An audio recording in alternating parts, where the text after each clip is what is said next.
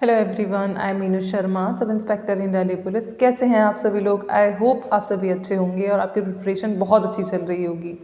देखो, आज इस सेक्शन के रिगार्डिंग हम लोग बात करने वाले हैं, वो आप लोग थंबनेल में देखकर ही इधर आए हैं। तो आज हम यूपीएसआई वैकेंसी के अराउंड बात करने वाले हैं। उस भर्ती से रिलेटेड आपके सारे डाउट्स मैं इस पर्टिकुलर वीडियो में क्लियर करने वाली हूँ। फिर भी अगर आप लोगों को कोई भी क्वेरी जो है वो रह जाती है तो कमेंट सेक्शन में आप लोग कमेंट कर सकते हैं, मैं अलग से भी उसको क्लियर करूँगी। ओके, तो चलो बात कर लेते हैं। देखो, क्या इसका एज क्राइटेरिया रहता है, क्या क्वालिफिकेशन आप लोगों को चाहिए जब आप इस फॉर्म को भर सकते हैं, क्या क्या चीज़ों की आपको ज़रूरत होती है, कौन कौन सा सेक्शन आपको पढ़ना होता है, किस तरीके से आप लोग पढ़ सकते हैं, सारी ही चीज़ों के रिगार्डिंग हम लोग बात करने वाले हैं। ठीक है, आपको क्या करना है, आपको वीडियो को ध्यान से, एकदम ध्यान से देखना है और सारी चीज़ों को अच्छे से फिर 1 बाय 1 फॉलो भी करना है। ठीक है, तो सबसे पहले बात कर लेते हैं कि वैकेंसीज़ कब आने वाली हैं। देखो, वैकेंसीज़ कभी भी आ सकती हैं। आपकी यूपीएसआई की वैकेंसीज़ जो लास्ट वैकेंसीज़ हैं, जो 9500 कुछ वैकेंसीज़ थी आपकी, वो लगभग कंप्लीट है। मतलब उनका मेडिकल वगैरह सब हो चुका है। ज्वाइनिंग डेट कभी भी इशू की जा सकती है। तो नेक्स्ट नंबर आप ही लोगों का है, आपका प्लस कांस्टेबल की वैकेंसी भी आने वाली है। दोनों ही वैकेंसीज आएंगी, डेफिनेटली आएंगी। और इनका एक और बात आप लोग अपने मन में मतलब बिठा लीजिए, ऐसा नहीं है कि आपके फॉर्म आए, आपके यूपीएसआई के फॉर्म रिलीज़ हो गए तो आप तब तैयारी कर लेंगे, तब आप लोग अपनी तैयारी को नहीं कर पाएंगे। इतना टाइम यूपीपीआरपी बोर्ड नहीं देता है आप लोगों को कि आप उस टाइम में अपनी पूरी प्रिपरेशन कर पाएँ। इसीलिए आपको अभी से ही प्रिपरेशन करनी होगी। उस टाइम पे सिर्फ आप मॉक दे सकते हैं जब आपके फॉर्म रिलीज़ हो जाते हैं तो। ठीक है, तो 1 बाय 1 हम सभी चीज़ों के बारे में बात करने वाले हैं। इधर तो मैंने सारी चीज़ें लिखी हुई हैं, स्टिल मैंने खुद भी एग्ज़ाम दिया है और बहुत अच्छे मार्क्स से ये जॉब भी ली है। मैंने इसका मेडिकल स्किप किया था, मैं आप लोगों को बता दूं सारी चीज़ें, और मैंने इसकी की हैं। और आप लोग जानते हैं कि मेडिकल के लिए इसकी कोई मतलब लास्ट मेरिट तभी आती है, उसके बाद में कोई मेरिट नहीं आती। मेडिकल के लिए जो मेरिट आती है वो फाइनल होती है। तो मैंने फाइनली इसमें सिलेक्शन लिया है। मेडिकल मैंने इसलिए स्किप किया है बिकॉज डीपीएसआई मुझे मिल चुकी थी। डीपीएसआई मुझे सेकेंड टाइम 2020 में भी मिल चुकी थी। तो क्योंकि मुझे अब इतनी सारी पोस्ट मतलब ऐसे तो ख़राब नहीं करनी थी, तो फिर मैंने सोचा कि यूपीएसआई में मेडिकल स्किप कर देती हूँ, जिससे कि कोई किसी और बच्चे को नंबर मिल सके। ठीक है, किसी कोई और बच्चा उस पर्टिकुलर पोस्ट को ले पाए। सीट वेस्ट करने से ज़्यादा अच्छा है ये चीज़ ना। तो चलो अब बात कर लेते हैं। देखो, सबसे बाद में बात कर लेते हैं सबसे पहले कि एजुकेशनल क्वालिफिकेशन क्या रहती है यूपीएसआई के लिए। तो अगर आप ग्रेजुएट हैं, आपने बीएससी की है, बीकॉम की है, बीए किया है, बीसीए किया है, बीटेक किया है, कुछ भी आपने किया है, आप बैचलर है, ठीक है, तो आप लोग इस फॉर्म को भर सकते हैं। तो बैचलर डिग्री आप लोगों के पास में होनी चाहिए सबसे पहले। सेकंड बात कर लेते हैं कि एज क्राइटेरिया क्या होता है। देखो, जनरल कैटेगरी के जो कैंडिडेट्स हैं उनकी एज ये मांगता है 21 से 28 साल। ठीक है, 21 से 28 साल के बीच में अगर आप लोग हैं then you can apply for this. उसके बाद में बात कर लेते हैं कि देखो, एससी ओबीसी वालों को 3 साल का, सिर्फ ओबीसी वालों को 3 साल का इसमें एज रिलैक्सेशन मिलता है। एससी एसटी वालों को 5 साल का एज रिलैक्सेशन इसमें दिया जाता है। ठीक है, अब बात कर लेते हैं आपकी हाइट कितनी होनी चाहिए। इसमें 1 बाय 1 सारी चीज़ों को मैं बोल रही हूँ, आप लोग नोट डाउन भी कर सकते हैं या फिर समझ भी सकते हैं। तो हाइट की अगर हम बात करें तो यूआर और ओबीसी प्लस एससी तीनों ही कैंडिडेट्स के लिए, मेल के लिए इसमें जो हाइट का दिया हुआ है क्राइटेरिया, वो दिया हुआ है 168 सेंटीमीटर। बहुत नॉर्मल है, होती है जनरली इतनी हाइट तो। उसके बाद में जो फीमेल हैं उनकी चाहिए 152 सेंटीमीटर। मतलब ये 3 कैटेगरी की हम बात कर रहे हैं, जनरल, ओबीसी और एससी की। मेल फीमेल दोनों की बात कर चुके हैं। अब एसटी कैंडिडेट्स के लिए कितनी हाइट चाहिए होती है। एसटी कैंडिडेट्स के लिए जो बॉयज़ की हाइट है वो आई थिंक 160 सेंटीमीटर चाहिए है, और फीमेल कैंडिडेट्स के लिए वो चाहिए है 147 सेंटीमीटर। ये आपका देखो हाइट का क्राइटेरिया हो गया। आपका मैंने एजुकेशनल बता दिया। यूपीपीआरपी बोर्ड जो है इस एग्ज़ाम को कंडक्ट कराता है, मतलब प्रोसेस वो करता है। बाकी टेंडर दिया जाता है, मतलब एनआईटी को पहले ये मिला था जो टेंडर था, जो अभी पीछे आप लोगों का एग्ज़ाम जो है वो कराया गया है।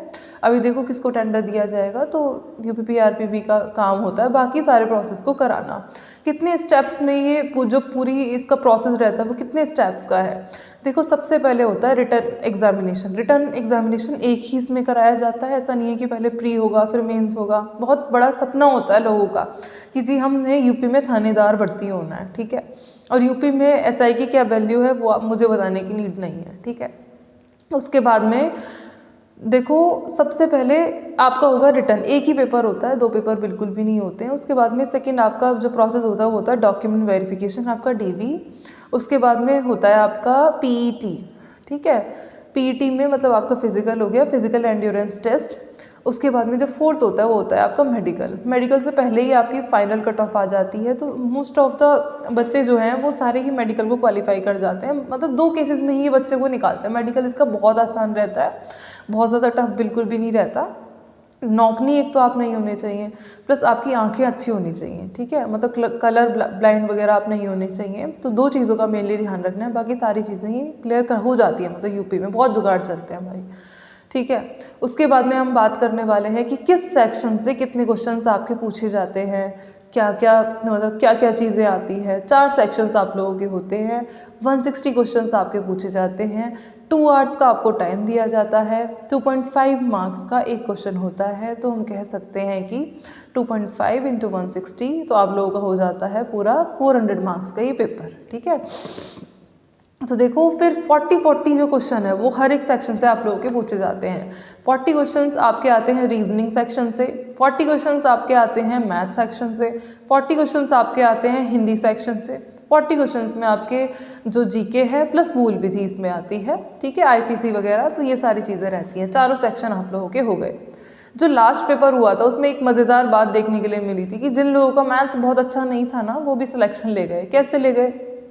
रीजनिंग सेक्शन में तो रीजनिंग पूछी ही हुई थी, साथ ही साथ मैथ्स में जैसे 40 क्वेश्चंस आते हैं उसमें भी 10 से 12 क्वेश्चंस रीजनिंग के ही इन्होंने पूछे हुए थे मैथ सेक्शन के अंदर भी। तो देखो मैथ सेक्शन में और फिर जो बचे हुए क्वेश्चंस थे वो भी उनका लेवल भी बहुत अब ऐसे नहीं था, लेकिन हाँ हम कह सकते हैं कि रीजनिंग जीके का लेवल अच्छा होता है। रीजनिंग भी हलवा नहीं होती है, ठीक ठाक होती है। पेपर का लेवल अपने आप में लेवल है, आप लोगों को पढ़ना पड़ता है। आप लोग ऐसे ही नहीं हवाओं में जाके इस पेपर को क्वालिफाई नहीं कर सकते हैं, ओके। देखो अगर आपने पहले से सीजीएल वगैरह के लिए प्रिपेयर किया है, आपका लेवल बना हुआ है, मतलब आप सीजीएल देते हैं, सीपीओ देते हैं, देन आप ऐसा कर सकते हैं कि जब फॉर्म आएंगे तब भी अगर आप पढ़ेंगे तो आपका सिलेक्शन हो जाएगा। बट अगर आपने सिर्फ अपना यूपीएसआई को बनाया है, अपना आप यूपी एग्जाम्स को टारगेट करते हैं, देन प्लीज़ अभी से अपनी प्रिपरेशन में जुट जाइए, बिकॉज इसमें सेक्शनल कट ऑफ भी आप लोगों की होती है, ठीक है। समझ में आया? 40% मार्क्स आपको पर सेक्शन लाने कंपल्सरी होते हैं, अदरवाइज आपका ओवरऑल स्कोर चाहे कितना भी हो और आपके पर सेक्शन 40% नहीं आए देन आप डिस्क्वालीफाइड कर दिए जाते हो। तो ये थोड़ा ध्यान रखना होता है। कई बार क्या होता है तीनों सेक्शन में बच्चे कर जाते हैं, लेकिन जो आपका मतलब जीके सेक्शन है उसमें 40% वाला क्राइटेरिया उनका फॉलो नहीं हो पाता है, क्योंकि जीके अच्छी पूछी जाती है, ऐसा नहीं है बिल्कुल हलवा जीके नहीं आती है। तो इसीलिए आपको सारी चीज़ों को ध्यान में रखते हुए जिस बच्चे का जो भी सेक्शन वीक है उस पर वो वर्क करके उस तरीके से आपको इस पेपर की प्रिपरेशन करनी है।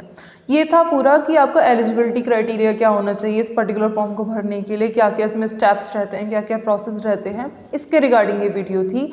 एक पर्टिकुलर वीडियो मैं आप लोगों के लिए लेके आऊँगी कि आप किस तरीके से इस पर्टिकुलर एग्जाम की तैयारी कर सकते हैं, कहाँ कौन से टीचर को आप फॉलो कर सकते हैं, कौन सी बुक से आप लोग पढ़ सकते हैं। सारी चीज़ें चारों सब्जेक्ट्स के लिए मैं आप लोगों के लिए लेके आऊँगी बहुत जल्दी। एक बार आप इधर से ओवरव्यू ले लें कि आपको कौन चारों सब्जेक्ट्स मैंने बता दिए कि कौन सा सेक्शन अच्छा है, किस सेक्शन में आपको भाग करने की नीड है। तो पर सेक्शन फिर हम लोग बात करेंगे किसी नेक्स्ट वीडियो में। तब तक के लिए जय हिंद। चैनल को प्लीज़ लाइक करें, शेयर करें, सब्सक्राइब करें, ठीक है, और सपोर्ट भी करें। और साथ ही साथ कोई क्वेरी अगर रह जाती है तो कमेंट सेक्शन आप लोगों के लिए ओपन है। जय हिंद।